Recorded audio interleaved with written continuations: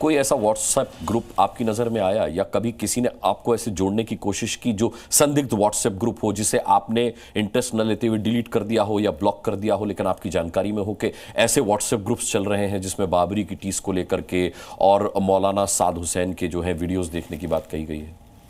देखिए, सबसे पहले मैं हिंदुस्तानी हूँ और मेरा मजहब इस्लाम है ना। मैं ऐसे वीडियो आते हैं मेरे पास, ये इस्लाम और शरीयत के नाम पर ही तो हो रहा है। ना ना ना, नहीं। हाँ। देखिए अनुराग जी, इस्लाम, मैं बार बार कहता हूँ, इस्लाम मजहब है, इस्लाम वाहिद मजहब है जो कहता है जो वतन है, चाहे वो कुफरिस्तान है या इस्लामिस्तान है, ठीक है, वहां हमें रहकर उस वतन की से वफादारी करनी है। यहाँ केवल सवाल हिंदू मुसलमान का नहीं है। अगर कोई जासूसी करता हुआ पकड़ा जाता है, हम कहते हैं उसको कड़ी से कड़ी सजा दो। इसमें ना हिंदू मुसलमान की ऐनक लगाई जाए, वो देशद्रोही है, उसको देशद्रोही की नजर से देखे, ना कि हिंदू मुस्लिम ऐनक या बाबरी मस्जिद से जोड़े उसको। ये सरासर इल्जाम है हमारे ऊपर। नहीं, इल्जाम आपके ऊपर नहीं है। मैंने आपसे पूछा क्योंकि आमतौर पर क्या होता है, कई बार व्हाट्सएप ग्रुप आते हैं, कोई आपको जोड़ने की कोशिश करता है। मैं तो हिंदुस्तानी हूं, नेशनलिस्ट हूं। क्योंकि जासूस, मैं ये नहीं कह रहा कि आप जासूसी के लिए आप पर आरोप लगाया जा रहा है या इस तरीके के व्हाट्सएप ग्रुप में अगर आप शामिल हो जाते हैं तो आप जासूसी कर रहे हैं। जिस तरीके से वीडियोस देखने की सलाह देते हुए ये व्हाट्सएप ग्रुप बने हुए हैं, ये व्हाट्सएप ग्रुप मैं जानना चाह रहा था, राशिद शरीफ साहब से भी मैं ये सवाल पूछूंगा। राशिद शरीफ साहब, कभी आपकी नजर में आया ऐसा कोई मामला?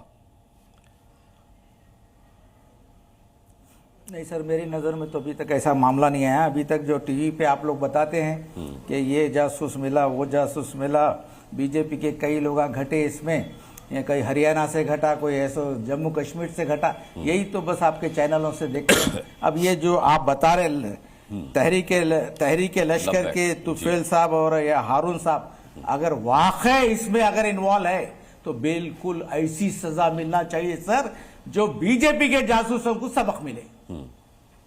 बीजेपी के जासूसों से आपका क्या मतलब है राशिद शरीफ साहब? सर मैं देख रहा हूँ ना, आप ही के टीवी पे कई चैनलों पे देख रहा हूँ कि फलाने औरत ऐसो घटी, फलाना आदमी ऐसो घटा, इस तरीके से जासूसी करते हुए घटा, इस तरीके से इंफॉर्मेशन देते हुए घटा। तो ये नहीं होना चाहिए। जब तक देश मजबूत नहीं होगा सर, तब तक हम मजबूत नहीं होंगे। हम अगर पक्के अगर हिंदुस्तानी हैं तो कोई मुल्क हमारा इतना बाल बाका नहीं कर सकता। अगर हमारे ही देश में गद्दारा है, हम कुछ नहीं कर सकते। अनुराग जी, हम कुछ नहीं कर सकते। मैं ये अपील करता हूं, अगर इस तरीके के दोनों ग्रुपों में अगर कोई भी अगर हरकत करता है इस तरीके की, तो हुकूमत को चाहिए कि सख्त से सख्त सजा दे और खुल के सजा दे। ऐसे नहीं कि है तो बस उन्हें पकड़ा गया, उसके बाद क्या हुआ नहीं मालूम, उसके बाद क्या हुआ नहीं मालूम। नहीं, ये तय तक जाना और बताना कि इनको ये सजा मिली और जल्द से जल्द होना चाहिए।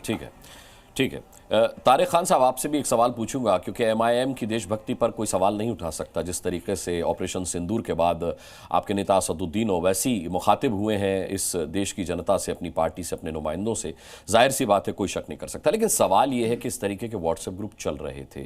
ये जो तुफैल पकड़ा गया है, इसने स्वीकार किया है कि 19-20 व्हाट्सएप ग्रुप्स इसने बनाए थे और ये बाकायदा मौलाना साद हुसैन तहरीक लब्बैक का उसके वीडियोज़ देखने की ये सलाह दिया करता था। तो मतलब इस बात से इनकार तो नहीं किया जा सकता कि देश के अंदर गद्दारी का खेल तो चल रहा था।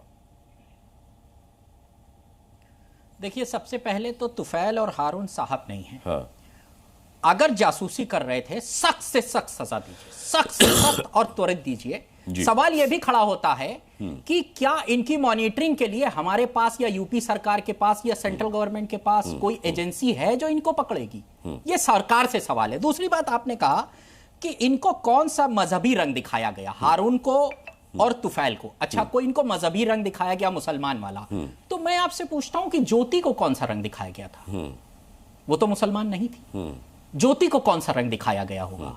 अगर क्या ज्योति को भी बाबरी मस्जिद वाला रंग दिखाया गया होगा? और ज्योति के साथ उसमें हिंदू भी थे, मुसलमान भी थे, 11 में सब हैं, जो 11 लोग आए हैं उसमें सब हैं। कौन सा रंग दिखाया गया होगा? यहां से उस नैरेटिव को पॉज लगता है जो ये कहता है कि ये धर्म पे आधारित है, क्योंकि सभी लोग हैं। जिसके मन में मैल होगा और भारत के लिए प्रेम नहीं होगा, वो ऐसा काम करेगा। और ऐसे लोगों को देश के खिलाफ एक्टिविटी की श्रेणी में रखना चाहिए। वो हिंदू भी हो सकते, मुसलमान भी हो सकते, सिख भी ईसाई हो सकते, ईसाई हो सकते, पारसी हो सकते, कोई भी हो सकते हैं। इनकी पड़ताल और पकड़ के लिए सरकार ने क्या किया, यह सवाल है। और ज्योति के ऊपर कौन सा बाबरी मस्जिद का रंग दिखाया गया था? वो तो राम मंदिर के उद्घाटन में भी गई थी। क्या दिखाया गया कि वो उस तरफ मोटिवेट हो गई। चलिए, इनको तो बाबरी मस्जिद वाला दिखाकर मोटिवेट किया गया, उनको कैसे मोटिवेट किया गया, ये सारी बातें स्पष्ट होनी चाहिए। यहां से यह भी स्पष्ट होता है कि धर्म के नाम पर जो विभाजन करने की कोशिश हो रही थी वो नहीं होनी चाहिए। जो भारत के प्रति प्रेम करने वाले लोग हैं उनको एकजुटता दिखानी चाहिए। उसमें मोहम्मद तारिक भी हैं और हमारे बीजेपी के सिंह साहब भी हैं, दोनों को होना चाहिए। ठीक है।